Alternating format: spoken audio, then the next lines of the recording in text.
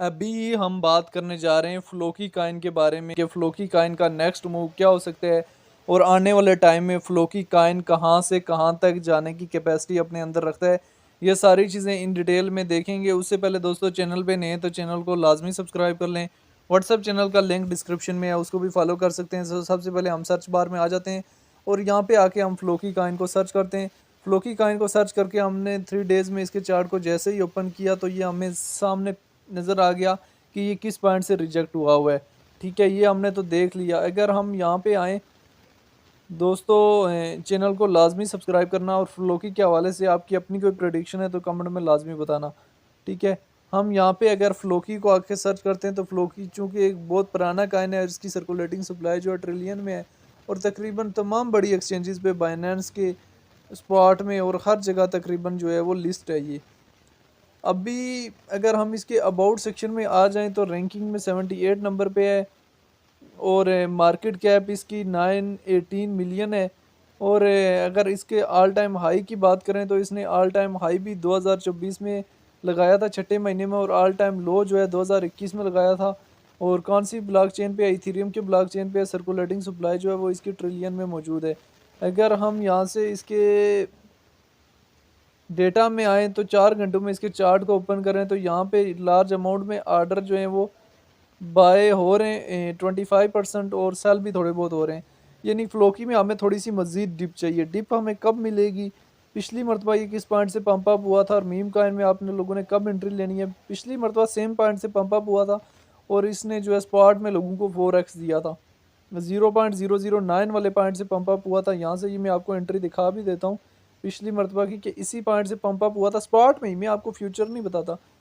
पिछली मरतबा स्पॉट में इस पॉइंट से पंप अप हुआ था, ये देख सकते हैं। इस पॉइंट से पंप अप हुआ पिछली मरतबा और किधर गया है? इसने एक हाई दिया 0.0028 का। ठीक है, इस मरतबा इस डिप पे अगेन मिला हुआ है। मीम कॉइन यही होते हैं कि मीम कॉइन जो है वो सर्कुलेट करते रहते हैं।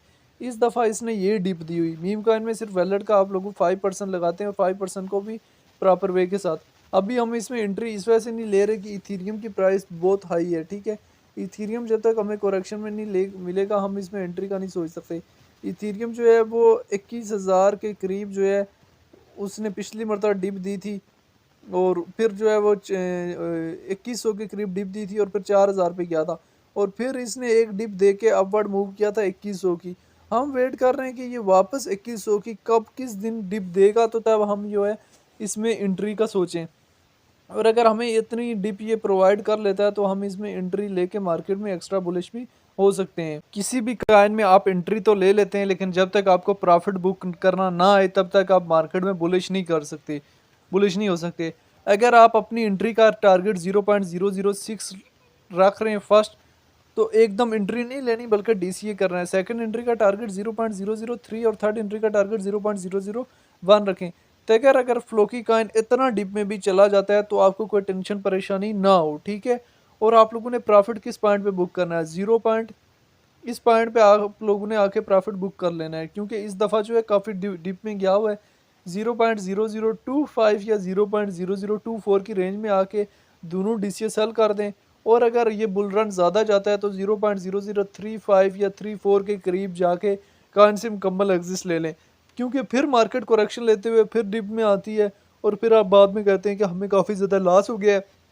और कभी भी आपने टॉप से बाइंग नहीं करनी, हमेशा डिप से बाइंग करनी होती है, टॉप में जाकर सेलिंग करनी होती है। पिछले बुल रन में भी 10 से पंप अप हुआ था और किधर गया था 3-4 पे। यानी पिछली मरतबा भी इसने स्पॉट में लोगों को 3x इजीली दिया था, तो इस मरतबा भी 7 से पंप अप हुआ रहा, तो कम से कम 21 तो टारगेट रख सकते हैं ना।